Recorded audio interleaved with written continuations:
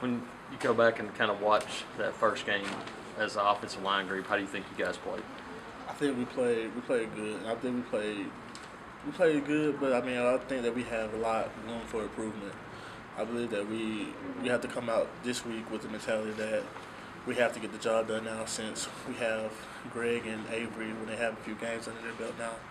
So I believe that we got to come out with the mentality this week to get the job done with the improvement stuff. But I believe that we're going to get that done this week. Talk about Avery played beside him. Seemed like he had a pretty good game for a guy out there for the first time. Yeah, I mean Avery. Once he was a little nervous, but I mean he was my roommate in the hotel, and I talked to him the whole day and stuff. So I was like, once you get the first snap over with, that first hit, he'll be good. And after he got that first snap, it was just like practice to him. So I mean, it just felt just like practice, like the speed and everything started slowing down for him. But I mean, as long as he keeps getting more and more like learning everything like that, it's going to keep getting slower and slower for him. But I believe that he was pretty good next to me.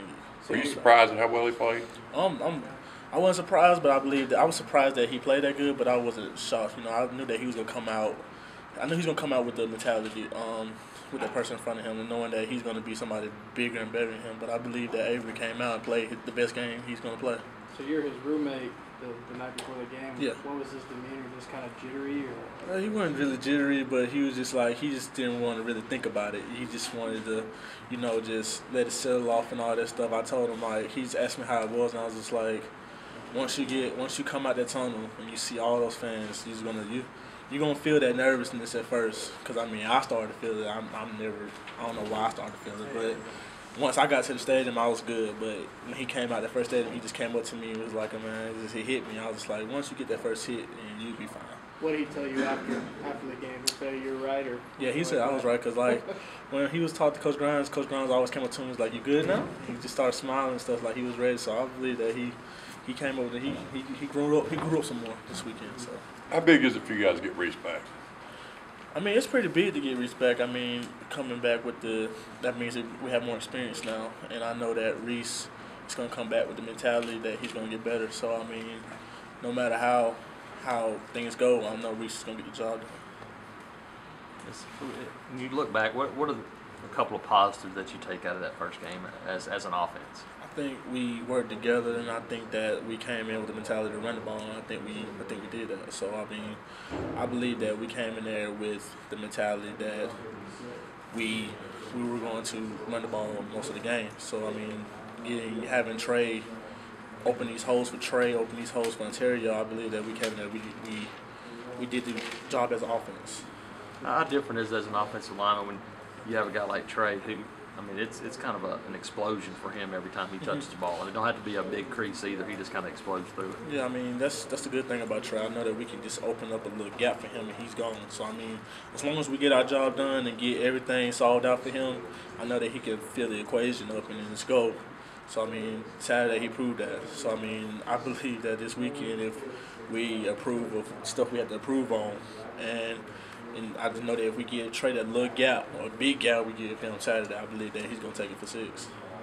Despite the disappointment of losing, do you feel like offensively that game kind of added some confidence for you guys in what you can do down the road? Yeah, I believe that. So, I mean, the way it felt bad after the game knowing that we lost and all that, but I mean, having seen the stuff that we could do and stuff that we could have had so many plays that could score touchdowns if we just blocked it the right way or something like that. But I believe that it gave us so much confidence that we know that we can do these things if we could just put the things together. And I believe that we have room for improvement for that. And I believe that this week we're going to maintain all that. And then by Saturday, we're going to fix all those problems. And then by Saturday, we're going to do good and put all those together and hopefully have a good game and have a win. What will you tell the young guys about what it's like to go play on the road? Cowbells and all that stuff. It's gonna be loud. It's gonna be loud. You ain't gonna be able to hear each other. It's just how all SEC games are. If you go away to SEC game, you're not gonna be able to hear. So I mean, I told them that you better as well get prepared for that. And this week we're gonna practice with that. We're gonna have the loud stuff on the loud cowbells. I mean, it's gonna get annoying. That's how cowbells are. I mean, it's just I don't know why, but I mean, they got to get ready for that. So I mean, I believe that they will get ready for it. First time you were at a game at Starkville, were you surprised at how many cowbells there? Yeah, I never thought that it could be over that many cowbells. I don't know who made those many cowbells in my life, but I mean, they did it, and the way it affects their defense a lot because, I mean, for us not to be able to hear the snap count and jump off sides and stuff like that, it affects their defense a lot, and I believe that we're going to go down there and shut them cowbells up. What does it take in a two-man offense to get the blocking schemes right? Because it's so much more about doing and less about thinking. I think in a two-man offense, you have to know everything that's going on. I mean, you got to know the situations, you got to know where you're at, the down distance, and you got to be able to know who you're going to block that time. I mean, it's not time to panic or anything like that. You just have to slow it down and stuff like that. So I believe that in a two-man situation that's what we're going to mostly maintain to work on this week because, I mean, you never know when you're going to be in that situation like we were Saturday. But the main thing key about it is not to panic in a situation like that. You got to take time, slow it, block it the right way, and stuff like that. It's just like the game to you, but I mean, it's just faster. But you just can't panic right now, and then you just got to play it out in 2-minute situation. Hopefully, you can score. How about the red zone? The red zone is something we got to prove on big time. I mean, just you got to be able to score in that. I mean, you can't have penalties to back you up like we did. We can't.